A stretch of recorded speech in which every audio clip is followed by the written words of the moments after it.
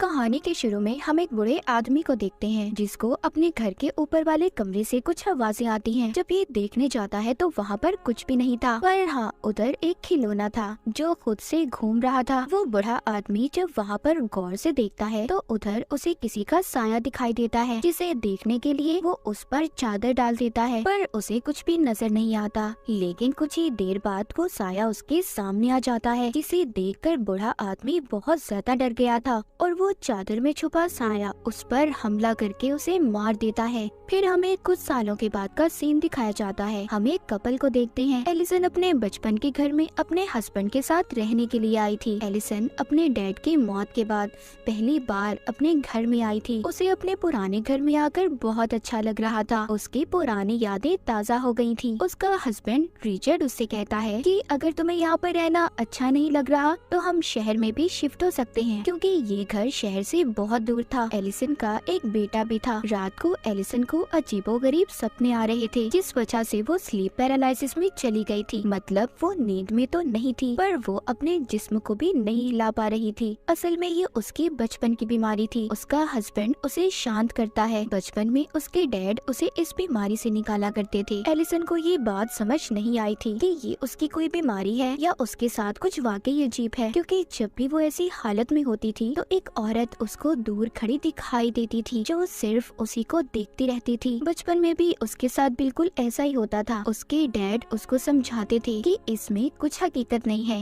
ये सिर्फ तुम्हारा वहम है और कुछ नहीं। और जब उसके डैड उसको सुलाकर चले जाते थे, इसको दोबारा से वही डरावने सपने आते थे। अब खैर सुबह को रिचर्ड जब ऑफिस जाने के लिए तैयार हो रहा था, तभी एलिसन टीवी में एक पैरानॉर्मल इन्वेस्टिगेटर को देखती है जो बता रहा था कि कैसे उसने एक आत्मा से बात करके इंसान की लाश को ढूंढ लिया है। उसे देखकर एलिसन भी मन ही मन सोचती है कि उसे भी इससे अपने केस के बारे में बात करनी चाहिए। अपने हस्बैंड रिचर्ड के जाने के बाद एलिसन अपने घर की सफाई करने लगी थी, जो वो किताबों को रख रही थी। तभी वो एक तस्वीर को देखती है जिसमें एक ब्राइड, दुल्हन और उसका हस्बैंड थे। एलिसन उन्हें देखकर नहीं पहचान पाती और उस तस्वीर को रखकर दोबारा से साफ सफाई करने लगती है। इसी बीच उसे वॉशरूम से पानी के चलने की आवाज आ रही थी। जब ये जाकर देखती है तो उधर पानी का टैप नलका खुला हुआ था और वॉश बेसिन में पानी भर गया था। ये टैप को बंद करती है और पानी निकालने के लिए हाथ डालती है तो उसे वॉश बेसिन में से किसी के कटे हुए बाल मिलते हैं, जिन्हें देखकर वो काफी हैरान हो गई थी कि वो बाल यहाँ पर कैसे आए। तभी एलिसन को अपने बच्चे के रोने की आवाज आने लगी थी। ये जाकर अपने बच्चे को चुप करवाती है तो तभी उसकी नजर ऊन के धागे पर पड़ती है जो बॉल की तरह लिपटा हुआ था। उसे देखकर इसे याद आता है कि ऐसा धागा उसने अपनी मॉम के हाथ में भी देखा था, क्योंकि उसकी मॉम टेलर दर्शन थी।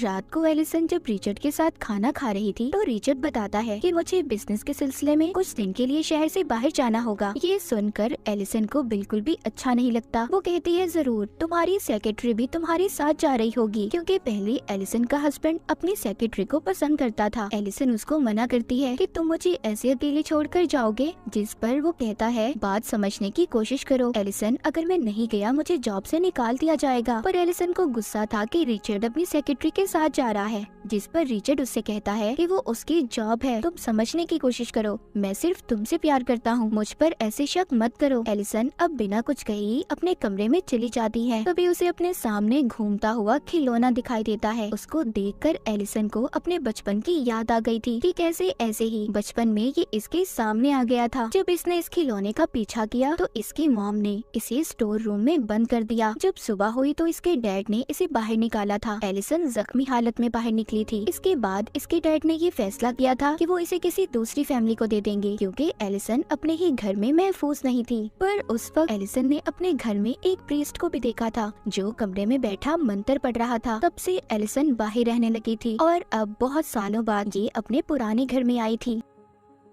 सुबह को एलिसन के पास रिचर्ड आता है और अपनी रात के बर्ताव पर माफी मांगता है और एलिसन को समझाता है। कहता है देखो समझो, ये बिजनेस ट्रिप मेरे लिए बहुत जरूरी है। एलिसन भी उसकी बात को मान गई थी और उसे जाने देती है। जिसके बाद हम रिचर्ड को उसके ऑफिस में देखते हैं, जो मीटिंग में अपनी ही सेक्रेटरी को देख रहा था। उधर घर में एलिसन बिल्कुल अकेली थी। वो रात को किताब पढ़ रही थी। अचानक से लाइट बंद हो जाती है। जब ये लाइट को ठीक करने जाती है तो उधर इसे अपने डैड का साया दिखाई देता है, जिसे देखकर एलिसन काफी डर गई थी और जल्दी से लाइट को ठीक करके चला देती है, पर वहाँ पर कोई भी नहीं था। जिसके बाद ये जल्दी से अपने बच्चे के पास जाती है, जिसको ये सही सलामत देखकर सुकून का सांस लेती है और फिर सोने चली जाती है। तभी थोड़ी देर बाद जब एलिसन की आंख खुलती है तो वो ये महसूस करती है कि अभी भी वो स्लीप पैरालिसिस में है। उसी वक्त उसी वॉकी टॉकी पर अपने बच्चे के कमरे में से आवाज आती है, जिसमें कोई कह रहा था कि वो उसके बच्चे को अपने साथ ले जाएगी। ये सुनकर एलिसन काफी डर गई थी। जब वो ठीक होती है तो अपने बच्चे के कमरे में जाती है और फिर रिचर्ड को कॉल करके इसके बारे में बताती है। रिचर्ड सुनकर कहता है कि ये तुम्हारा कोई वहम होगा, क्योंकि अक्सर तुम्हें डरावने सपने आते रहते हैं। रिलैक्स रहो और दवाई खाकर सो जाओ। रिचर्ड अभी भी अपनी सेक्रेटरी के साथ था। उधर अब रात को दोबारा से एलिसन को अपने ऊपर वाले कमरे से आवाज आती है और ये वही कमरा था जो हमने कहानी के शुरू में देखा था। मतलब यहाँ पर कुछ ना कुछ तो जरूर था। इसको यहाँ से एक पुरानी टेप भी मिलती है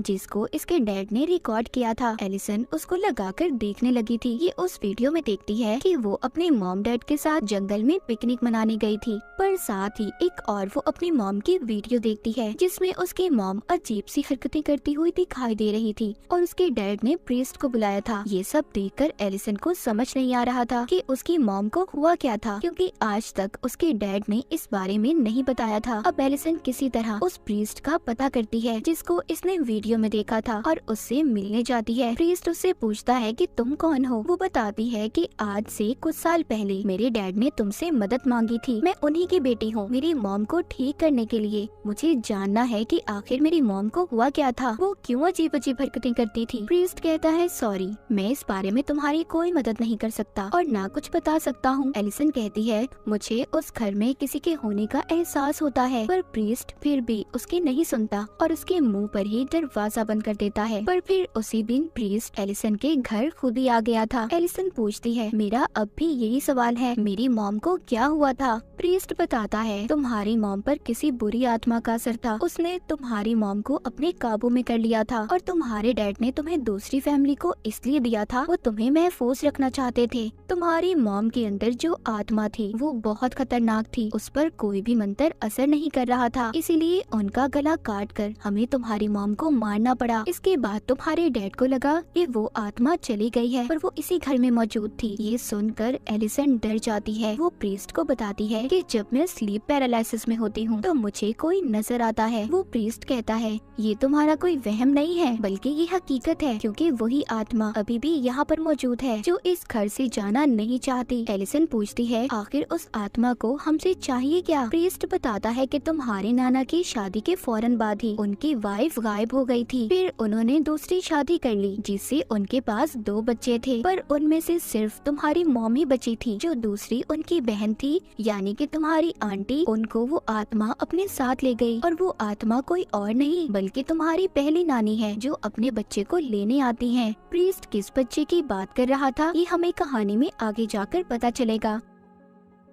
एलिसन को तभी प्रीस्ट के पीछे वही आत्मा नजर आती है जिससे वो डर कर उठ जाती है। वो प्रीस्ट से पूछती है इस आत्मा को यहाँ से कैसे बाहर निकाला जा सकता है। वो बताता है कि इसके लिए उसकी सभी चीजें जो उससे जुड़ी हुई हैं, हमें उन्हें जलाना होगा। तभी वहाँ पर रिचर्ड भी आ गया था जो इन दोनों की बातों को सुन लेता है और उसे बेहद गुस्सा आता है। वो प्रीस्ट को जाने का कहता है क्योंकि रिचर्ड इन सब बातों पर यकीन नहीं करता था। उसे लग रहा था कि प्रीस्ट एलिसन को झूठी बातों में फंसा रहा है। इसके बाद प्रीस्ट उसके घर से चला गया था। तभी रास्ते में अचानक से उसकी गाड़ी बंद हो जाती है और उसके सामने वही आत्मा आ जाती है जो ब्राइड बनी हुई थी। ये वही ब्राइड दुल्हन थी जिसकी तस्वीर एलिसन ने भी देखी थी। असल में वो यहाँ पर आकर प्रीस्ट को डराना चाहती थी। तभी प्रीस्ट दुआ करता है और मंत्र बोलने लगता है, जिस दौरान उसकी गाड़ी का दरवाजा खुलता है। उसे वो फौरन बंद करता है मगर फिर से वो दरवाजा खुल गया था। अब प्रीस्ट काफी ज्यादा डर गया था, लेकिन तभी अचानक से वो आत्मा उस पर हमला करके उसे मार देती है। उधर एलिसन अपने कमरे में अब अपने बच्चे को भी ले आई थी। उसे तभी नीचे से आवाज आती है। ये प्रीस्ट को जाता हुआ देखती है। अजीब था ना, प्रीस्ट तो मर गया था, तो फिर ये कौन था। जब एलिसन उसके पीछे जाती है तो वहीं वो आत्मा उसे नजर आती है और उसे अपने साथ ले जाने लगी थी। जिस दौरान रिचर्ड जब उसके पास आता है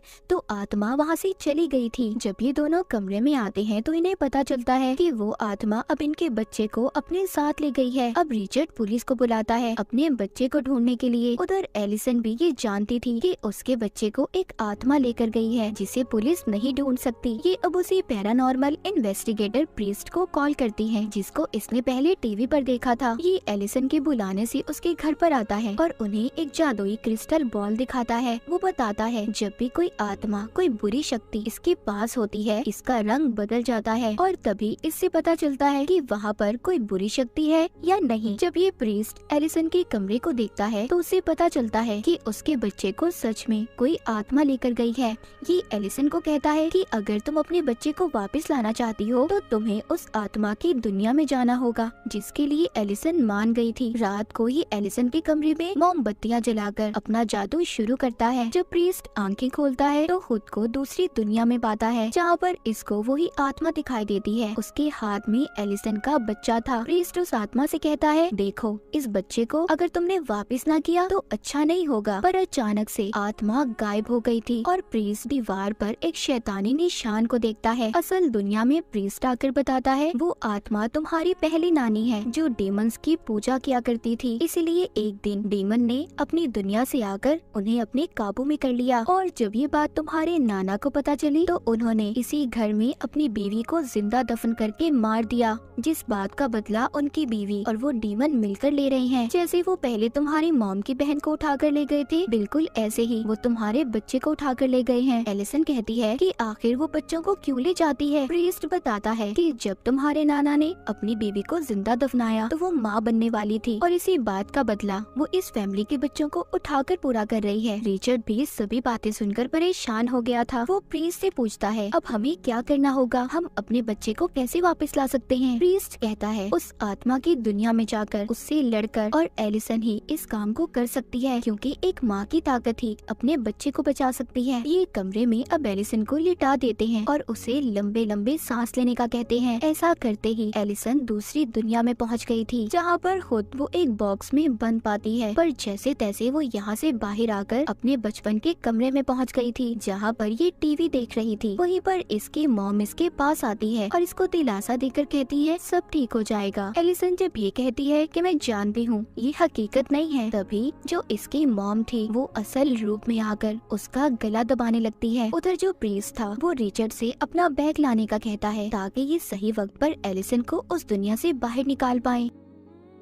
पर जब रिचर्ड कमरे पे जाता है जहाँ पर वो अपनी सेक्रेटरी को देखता है, पर ये समझ गया था कि ये आत्मा की कोई चाल है, लेकिन उस कमरे का दरवाजा बंद हो जाता है। उसे तभी बाथरूम से आवाज आती है। जब ये देखने जाता है उधर आत्मा ने इसको अपने काबू में कर लिया था। उधर दूसरी दुनिया में एलिसन अपने नाना को देखती है जो रो रहे थे। उसको अपनी असल नानी भी दिखाई देती है जो अपना गला काट लेती है। इधर असल दुनिया में प्रीस्ट रिचर्ड का इंतजार कर रहा था, पर जब वो नहीं आता तो वो खुद ही अब ऊपर जाता है। जब कमरा खोलता है उधर सब अजीब था। रिचर्ड भी उस आत्मा के कब्जे में था। ये जल्दी से अपना बैग लेता है और दरवाजा बंद करके एलिसन के पास जाता है। अपनी चीजें निकालकर जादू करके आत्मा को एलिसन से दूर रहने का कहता है। इससे वो आत्मा उससे दूर तो हो गई थी। उधर आत्मा की दुनिया में एलिसन अपने नाना की पहली वाइफ को देखती है, यानी कि उसी आत्मा को जो अब तक इनके पीछे पड़ी थी। फिर एलिसन को अपने डैड मिलते हैं जो कह रहे थे इधर ही रुक जाओ,